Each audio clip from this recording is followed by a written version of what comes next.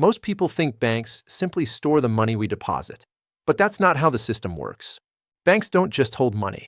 Banks multiply money. And by the end of this video, you'll see exactly how $1 can turn into many dollars through a simple system most people never notice. Let's start with where this all began. In the early days, people stored their gold with goldsmiths for safety. Goldsmiths noticed something surprising. People almost never came back for all their gold at once. So they started lending some of it out. Gold stayed in the vault. But more claims on that gold were created. This was the beginning of fractional reserve banking. Now let's bring this into the modern world, where the system works on an even bigger scale. Today, banks don't lend out money sitting in a vault. When a bank gives you a loan, it doesn't move cash from someone else's account. It simply creates a new balance. Numbers appear in your bank account, and that becomes real, spendable money. Here's the part most people never see. Loan to deposit. Deposit to new loan. New loan to new deposit. Each step creates more money. Let's walk through a simple example. You deposit $1,000. The bank keeps 10%, $100, and lends out the remaining $900. That $900 is spent and becomes someone else's deposit. Their bank keeps 10%, $90, and lends out $810. That money gets deposited again. 10% is kept. The rest is lent out. This cycle repeats again and again.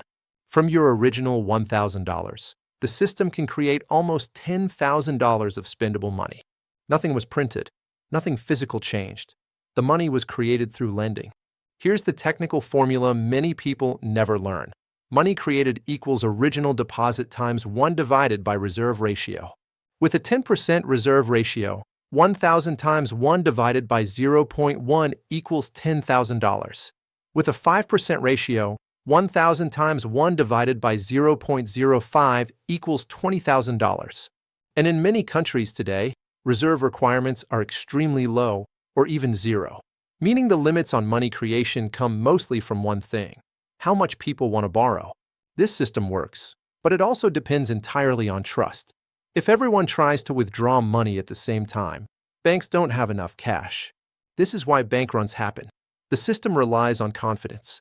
And there's one more key player: the central bank. By raising or lowering interest rates, central banks influence how much people borrow. Low interest, more loans, more money creation. High interest, fewer loans, slower money creation. This is one of the main tools used to manage inflation and economic activity. Almost every dollar you use today exists because someone, somewhere, took out a loan. Modern money isn't printed. It's created. In the next video, we'll look at the institution behind all of this, the central bank. You'll see how it controls interest rates, influences money creation, and shapes the entire economy from behind the scenes. Stay with this series. Each step makes the next one clearer.